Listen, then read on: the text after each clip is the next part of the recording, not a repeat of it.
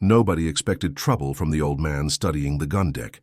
HMS Belfast drew thousands of visitors each year to London's Thames, tourists marveling at the cruiser that had fought in some of the Royal Navy's most famous W2 battles. James Hartwell stood quietly near the back of the tour group, weathered hands clasped behind his back, just another pensioner with an interest in naval history.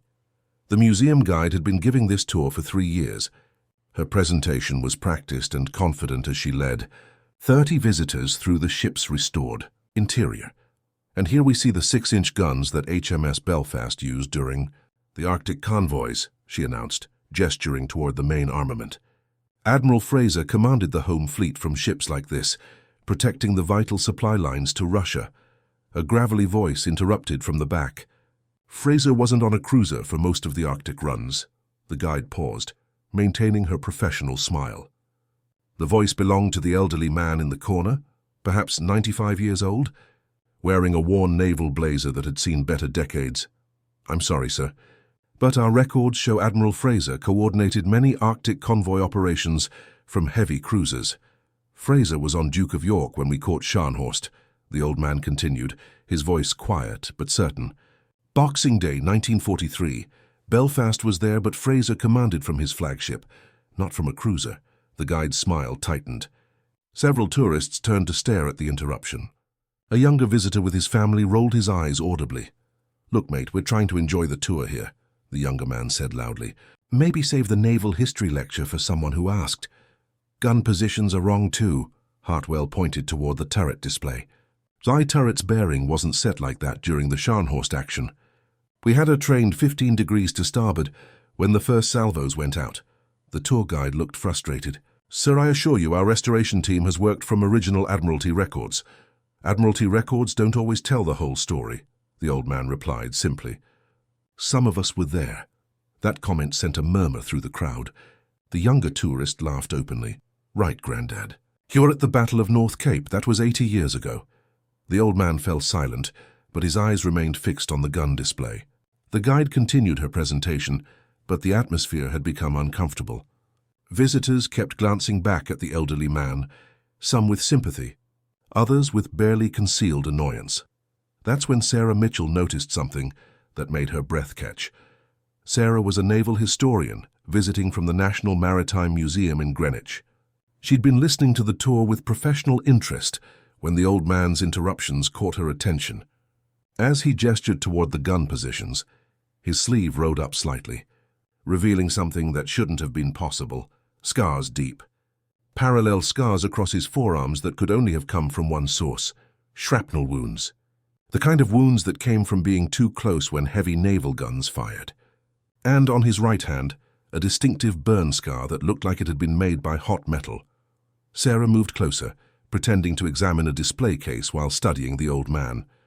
His hands told a story, calloused in specific patterns that came from years of handling naval equipment. His stance, even at his advanced age, had the unconscious balance of someone who'd spent years on rolling deck under battle conditions. "Excuse me," Sarah said quietly, approaching as the tour group moved to the next section. "Sir, I couldn't help but notice. Are those shrapnel scars on your arms?" The old man looked at her carefully, then glanced down at his exposed scars. His eyes held the same calculating look she'd seen in veteran sailors, the assessment of whether someone could be trusted with sensitive information. "Depends." "Who's asking?" he said finally. Sarah lowered her voice. "Dr. Sarah Mitchell, National Maritime Museum. Those scars.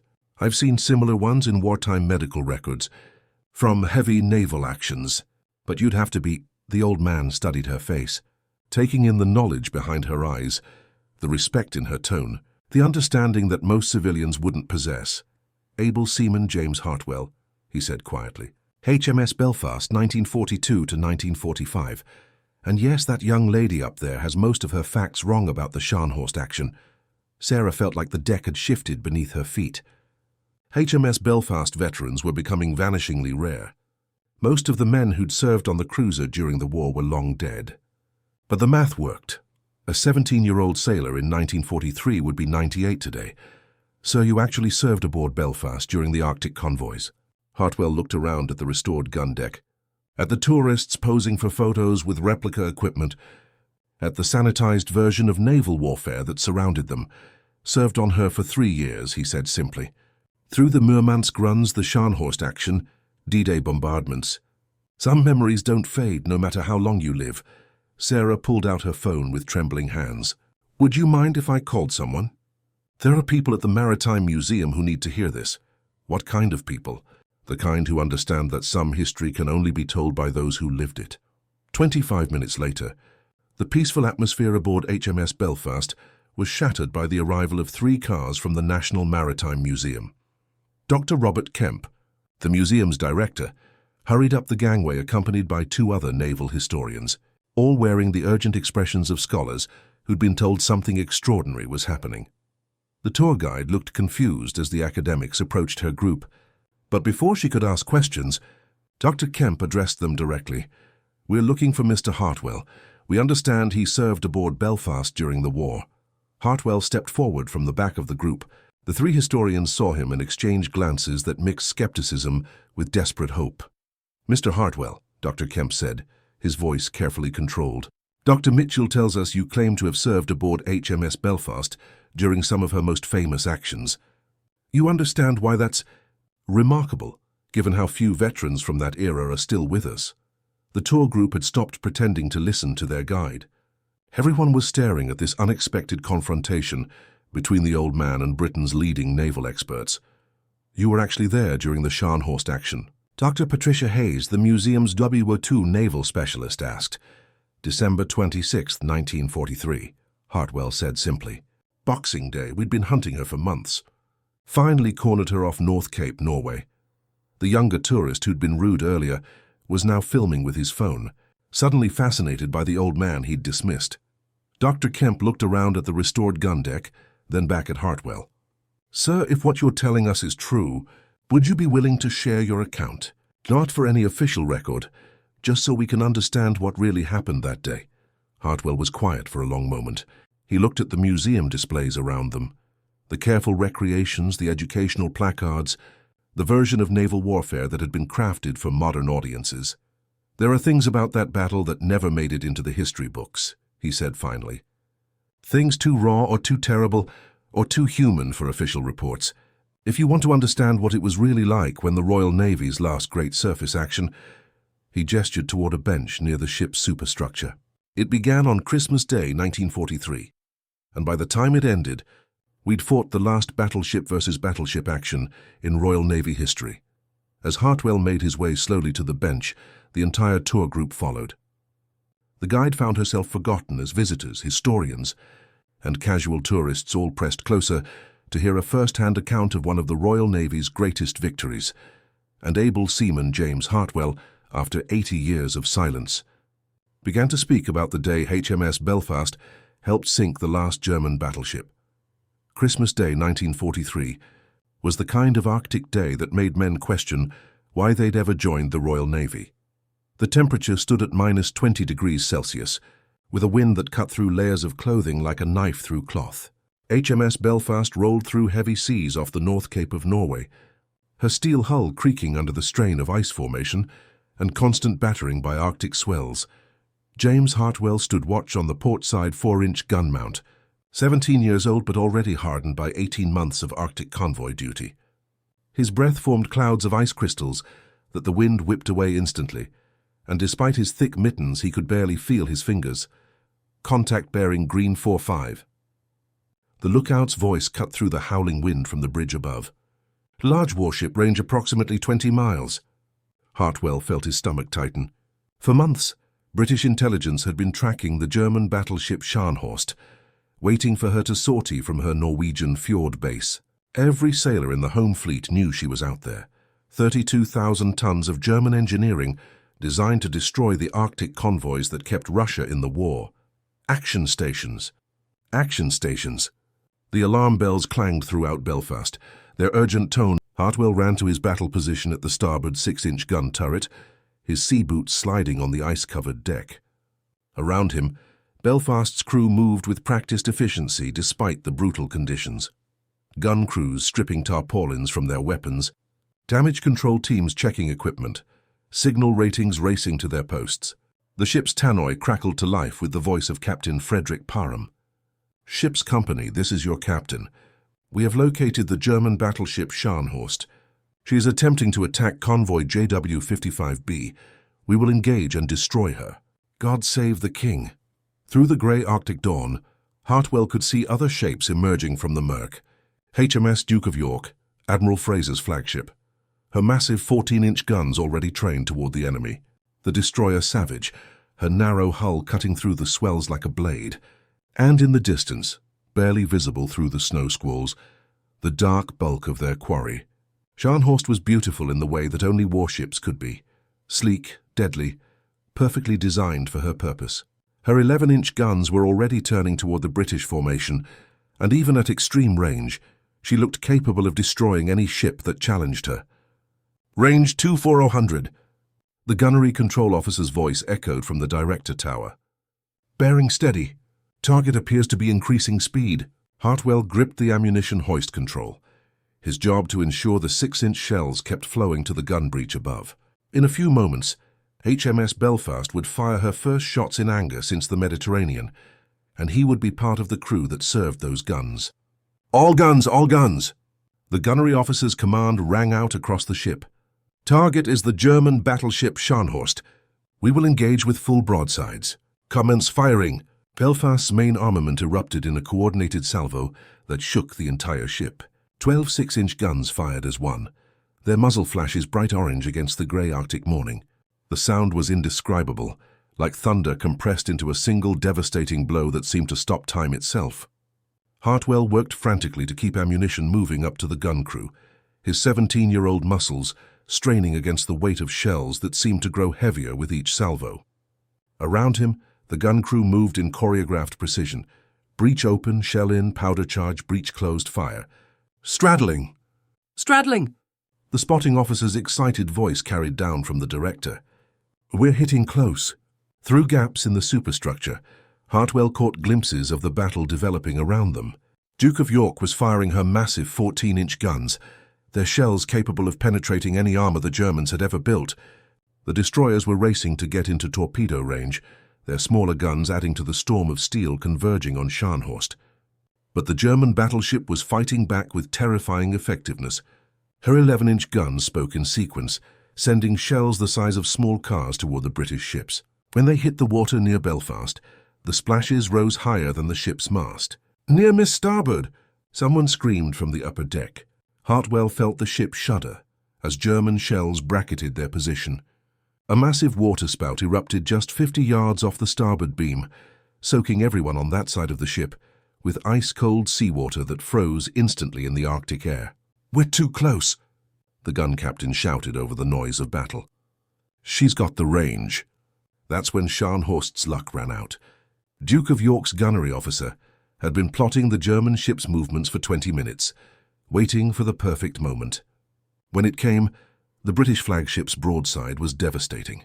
2 14-inch shells struck Scharnhorst amidships, penetrating her armor and exploding inside her hull. Even from miles away, Hartwell could see the orange flash of secondary explosions as the German battleship staggered under the impact. "She's slowing," the lookouts reported. "Target is reducing speed." Belfast's guns continued firing, adding their weight to the bombardment that was slowly destroying one of Germany's most powerful warships. Shell after shell crashed into Scharnhorst's superstructure, wrecking her fire control systems, destroying her secondary armament, turning her upper decks into a wasteland of twisted metal. But the German crew fought their ship with desperate courage, returning fire even as their vessel died around them. One of their shells found its mark on Belfast's superstructure, exploding just above Hartwell's gun position. The blast was like being inside a thunderclap. Hartwell was thrown against the gun mounting, his helmet flying off, hot metal fragments searing across his forearms. The concussion left his ears ringing, and for several seconds he couldn't tell up from down. "Medic! Medic to turret 3!" someone was screaming. Hartwell struggled to his feet, blood running down his arms from shrapnel cuts, and saw that half his gun crew was down. The gun captain was unconscious, blood streaming from a head wound. The breech operator was clutching his shoulder, his uniform torn by metal fragments. "Keep firing." Hartwell shouted, though he could barely hear his own voice. "Keep the guns firing."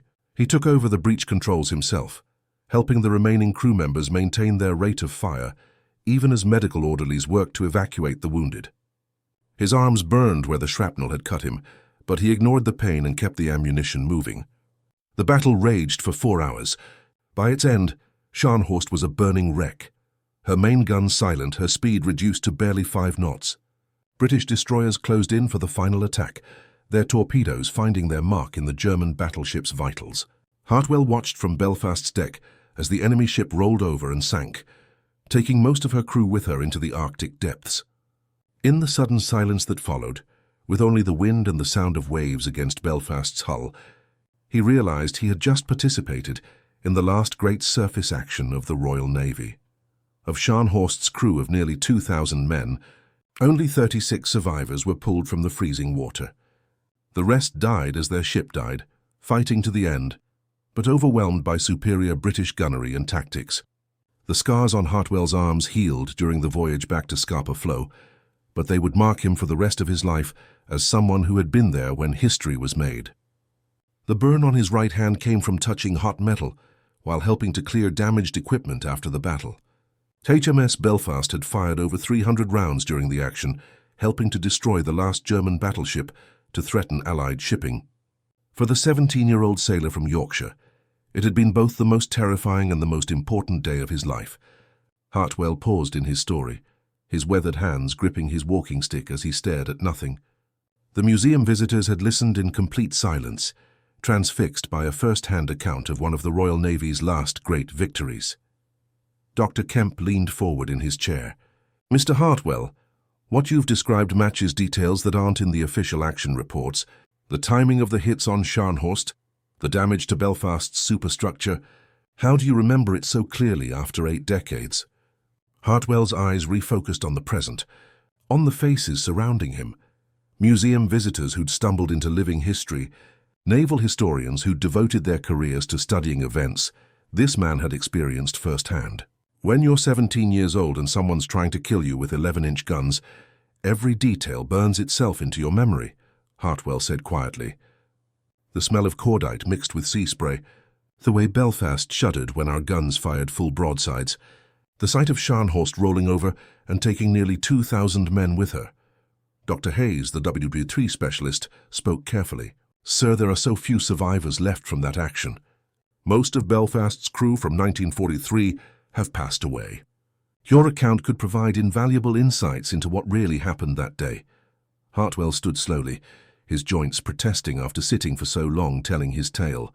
"What really happened was that a bunch of young sailors, most of us teenagers, fought the last battleship action in Royal Navy history and won. We weren't heroes. We were just ordinary lads doing our jobs in extraordinary circumstances." The young tourist who had been rude earlier stepped forward, his phone still recording, but his eyes showing a respect that hadn't been there hours before. "Mr. Hartwell, sir, I owe you an apology, and I want to make sure this story gets heard. Would it be all right if I shared this recording?" Hartwell looked around at the faces watching him, strangers who'd become witnesses to history that was rapidly disappearing as the last WW2 veterans passed away. "Share it," he said simply. "It's time people knew what the Royal Navy was really like during the war. Not the sanitized version in these displays, but the reality. Young men who sailed into battle in Arctic conditions that would kill you in minutes, who fought with guns and determination because their country needed them to." Dr. Kemp approached as the crowd began to disperse. "Mr. Hartwell, we can't let you just walk away. This account needs to be preserved, properly documented. There are details you've mentioned that could change our understanding of the Scharnhorst action." Hartwell paused at the ship's rail, looking out over the Thames, where modern warships occasionally passed. "I've carried this story for 80 years, Doctor. Watched as the Navy changed from big guns and armor plate to missiles and computers. But one thing hasn't changed: the courage of British sailors when their country calls." He pulled a small object from his jacket pocket, a piece of brass, worn smooth by decades of handling. "This is from Belfast's 6-inch gun mounting. Cut it from the breech mechanism myself after the Scharnhorst action. Kept it with me ever since as a reminder of that day. Dr. Kemp took the brass fragment with trembling hands, immediately recognizing it as authentic naval ordnance from the 1940s. "There's something else," Hartwell said. "In my flat near the docks, there's a sea chest. Contains things from those Arctic convoys that no museum has ever seen. Letters we wrote but never sent. Personal effects from mates who didn't make it home. The ship's unofficial log I kept during the Russian runs. Would you be willing to donate these items? Help us tell the real story of Belfast's war service?" Hartwell looked around HMS Belfast one final time, at the restored gun decks where he'd served as a teenager, at the spot where German shells had wounded him and his shipmates. "I'm 98 years old," he said quietly. "Don't have much time left. But yes, I'll help you tell the real story. The story of lads who sailed into the Arctic because someone had to keep the convoys running. Who fought the last battleship action because that's what the Navy asked of them." He turned to leave, then stopped one more time. "And Doctor, when you create that exhibit, make sure you tell people that we weren't superhuman. We were just young men doing our duty in conditions that would break most people today. That's the real story of the Royal Navy in World War II." As Hartwell walked slowly down Belfast's gangway, the entire museum staff and tour group watched in respectful silence. None of them would ever forget the afternoon they'd spent listening to history told by someone who'd lived it. Within hours, the young tourist's video would be shared across social media, bringing Hartwell's story to millions. Naval historians around the world would debate the implications of his account. The Imperial War Museum would begin planning a revolutionary new exhibit about Belfast's war service, based on eyewitness testimony that had been waiting 8 decades to be heard. But in that moment, as the old sailor disappeared into the London crowds, they all understood they'd witnessed something remarkable, the voice of the Royal Navy's greatest generation, finally sharing the truth about the day they helped sink the last German battleship. HMS Belfast rocked gently at her permanent berth, her gun turrets silent now, but still pointed toward the sea. Somewhere in the ship's restored interior, the ghost of a 17-year-old sailor had finally been allowed to tell his story. The Royal Navy's last great surface victory had found its voice at last.